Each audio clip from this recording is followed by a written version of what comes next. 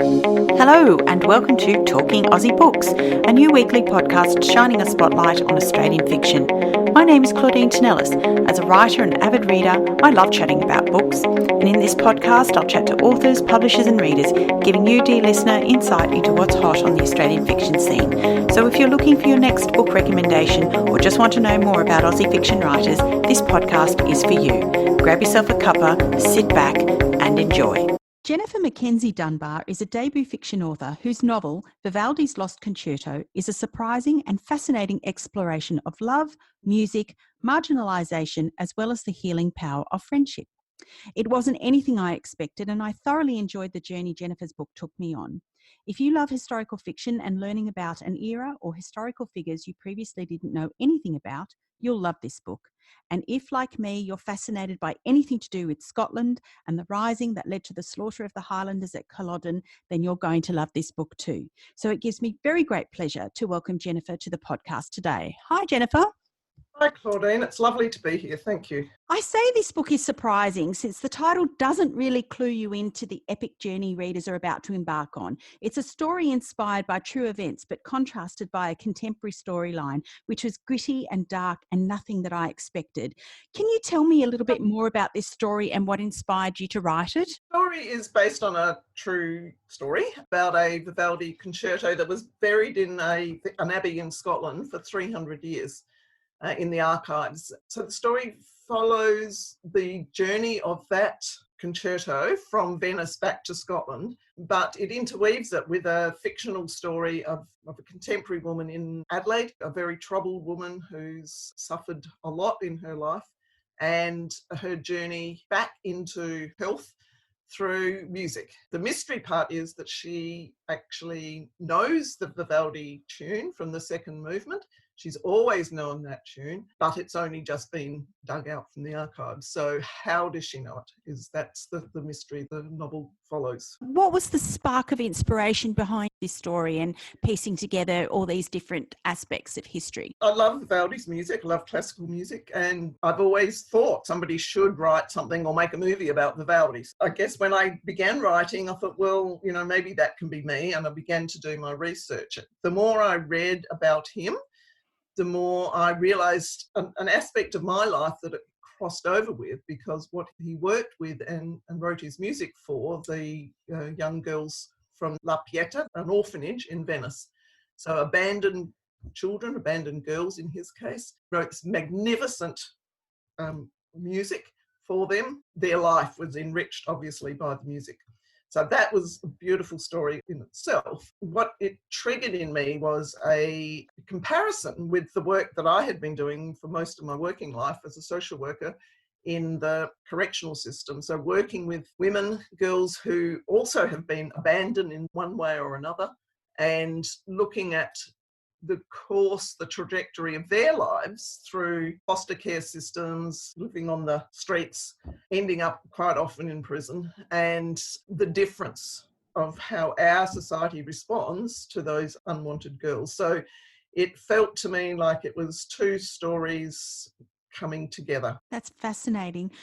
Was part of the motivation for writing this story a way to explore your own heritage, or did that come about more because of the discovery of the Lost Flute Concerto? I was actually living in Scotland for 3 months when I began writing it, so I think probably my own Scottish heritage, but when I read about the new concerto that had been discovered in Scotland, it just seemed, it was like a gift to me to actually begin to explore that. I love writing about other places, and my writing takes me to those other places. So yes, I think Scotland is always going to feature in my writing because of that. The book takes us on a dual narrative between 18th century Venice and Scotland, and also 21st century Australia. Given Fiona Sinclair's background in the contemporary thread, I wondered what had made you decide to link those two storylines with a character like Fiona. I positioned her as somebody she's got a real decision to make, and she had potential to make that decision. That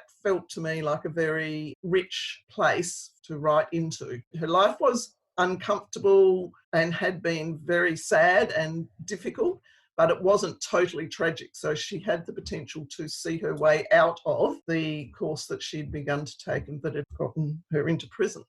That's how I kind of came up with her character. So what kind of research did you have to do to get insight into Vivaldi's character and his world? Well, I did a lot of reading. There wasn't huge amounts written about Vivaldi, which is another interesting thing. There were 2 non-fiction books, obviously, about him that everything else that I read seemed to refer back to those 2. So I got hold of both of those. Wonderfully, they were both online. So I read them from cover to cover. So I got to really know who he was. A lot of it was technical musical information, which I didn't include, obviously. I do play piano, but fairly badly. So it wasn't that side of it. But both of them, one of them in particular, was very rich on his personal life. That was the main thing I used about him. I went to Venice and just immersed myself in the life there. There's lots of information, pictures, paintings, obviously, about Venice, lots of other fiction books written and set in Venice. So I kind of immersed myself in all of that to get a sense of who he was, what was happening at the time. I got a hold of a map of Venice, more or less at the time of the novel. So that gave me a really good sense of what it actually looked like in terms of where the buildings were and where they weren't. Of course, in those days, it's been built up a lot since the 1700s. And listen to music, as I wrote. That was amazing as well. Yeah, fantastic. And what of Sir Robert Kerr, the man who purportedly purchased the lost concerto from Vivaldi and brought it back to Scotland? Was he an actual historical figure? And also, what of Donald Dunbar? I was hoping you'd ask me about Donald. So Robert Kerr, yes, he was definitely the real person. The musicologist that discovered the concerto, it was found in the Kerr family archives. So he researched and strongly proposes in his paper, it would have been Robert Kerr that went to Venice to buy it, went there on the grand tour, as many of those wealthy young men did in that era, and brought it back to Scotland. No giveaways, but he also traced Robert's life trajectory after the buying of the concerto, and so how his life panned out was actually is a true fact as well. I wanted a cousin for Robert, and I'd already written the Donald character. Then I realised, well, I probably, because Robert was real, I probably should find out who his cousin might have been and give him a name that fits with that. Well, to my absolute astonishment, I found out that Robert Kerr's auntie married a Dunbar from Mockram Estate in Galloway in Scotland, which was where my Dunbar heritage came from. So that very same area. That Dunbar would have lived, within a kilometre. In fact, I expect my family Dunbars would have worked on that estate. So while my ancestors were grocers and farmers, and his would have been the estate owners, I expect that they were related very distantly in some way. Is it true that Vivaldi's music wasn't played for 200 years after his death? That's correct. This concerto was buried in the archives, but yes, his whole scope of his music was bought and then split up between 2 brothers. And because it wasn't a whole collection together, I think that was the reason it got lost. New composers came in over the top. It was actually quite a competitive world. And so Baroque music began to fade, Romantic music, other classical music came in over the top. And whilst some Baroque music survived, Vivaldi's music was actually lost to the world for all that time. But it's incredible given his standing in today's society. The music of Vivaldi is so well known. It was really way ahead of his time, from what I understand. The Four Seasons, the one that everybody knows, of course, was quite revolutionary at the time. Even it broke some of the rules of Baroque music. So he was really breaking new ground. But as I've explored, to an extent at least in the novel, started to become unpopular within Venice. Yeah, I won't go too much because everything's on the record if people want to read it ahead of time, but some of that's in the plot as well. So the historical thread offered us some fascinating insight into the world of women in 18th century Venice, but some of what you describe is still happening today despite the many changes in society, and you illustrated this perfectly in the modern storyline. Was this something you wanted to explore, and why? I don't think I set out to explore it, but it was obviously there for me. I couldn't write about a woman ending up in women's prison without exposing in some way the environments those women live in, the power dilemmas that they need to manage when you're in an institution and when lots of your life choices are taken away, you are very vulnerable. And whilst I can't say happened 100%, the probability of it happening and the stories that the women, when I worked with them, talked about would tell me that, yes, this is what happens. This institutional violence is very real, and for women that is obviously often sexual violence. Yeah, so fascinating. And I wanted to talk a little bit about the prison setting. You evoke the modern prison and post-prison release experiences so well in this book. It paints a really grim picture of the cycle of crime and the incidents of reoffending as well as corruption in the system. Tell me about your research into the prison experience, or was it more just about your own experience as a social worker? Whilst I worked always in community corrections, so with women when they were released from prison, I used to go into the prison here, running groups, etc. So over the years, I heard many, many stories from women around pre-prison lives, but also as much as they were confident in telling me, because obviously I worked for the department that they were often talking about and complaining about or making accusations about, but so they were often quite guarded with me with what they would say, but I could tell from the way they spoke that they were having always to make decisions about what they would and wouldn't do within that setting to survive, basically. It's clear from Fiona's journey that music was an essential part of her, something that had been missing in her life.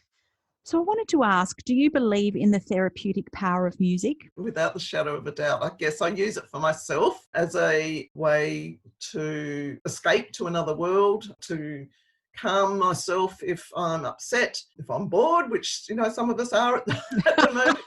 So true. The shutdown. So, yeah, to play music is for me a real channel, a tunnel, I guess, into a whole nother world, and I can escape through it. I think probably a very underused therapeutic tool. I'm in a small singing group on Wednesday nights, and we just have a wonderful time singing. I'm not a good singer. There are a few good singers in there. Most of them are about my standard, but we just have a wonderful time. And every time I go, I come out feeling so much better, and I sleep beautifully that night. So It's got to be good. Yeah, it's got to be. Leading on from that, is music therapy or lessons actually something that's available in the prison system here in Australia, or is that just wishful thinking on my part? That was definitely wishful thinking on my part when I wrote it. I dare say people have tried in the past to do that, but no, it's not something that I have known to actually happen. But I don't know. I can't speak for all prisons everywhere, so I don't know. What would you most like readers to take away from this book? I think if they have, I'd love for people, women and men, to be talking about what does homelessness mean? How do we think about the people in our society that find themselves in the position that Fiona was in? How do we respond to that? How do we be inclusive of them? How do we be forgiving of them? Because obviously she'd committed crimes and her last crime was not a nice one. So how can we build forgiveness into our systems for those women? But also how can we create environments that our children that are coming through the foster system and the child protection system to create an environment and an acceptance so that they don't go into prison, which sadly is quite often what happens nowadays. I also would just love to know that as many of my readers have fed back to me, that they just loved being transported back to Venice in their minds. They began listening to Vivaldi's music all over again. So I'd love people just to read it at that level as well. What tips do you have for aspiring writers out there who might be listening to this podcast? To do the work. You've got to do the work. You've got to have words on the page. So that has to be done, and then back yourself. Don't be scared to share your work. I've met quite a few writers who have written a whole manuscript and still never shown a word to anybody. I think that's fraught. So seek feedback, but then back yourself, believe in yourself, get feedback, keep crafting your work, because it is like anything, it gets better with practice. So what's next, Jennifer? Are you working on anything else at the moment? I have finished my next novel, which, surprise, surprise, is set in Scotland. Wonderful. It's about an ivory chess set, the Lewis chessmen, that were buried. I think I have obviously a theme of things being buried. The chess pieces were buried in a sandhill in Scotland for almost 700 years. And there's very little known about who found them, where they were found. There's certainly some good ideas about where they were found, but nothing definitive. And they're now in one of the most visited exhibits in the British Museum, and there's 12 pieces, I think, up in Scotland.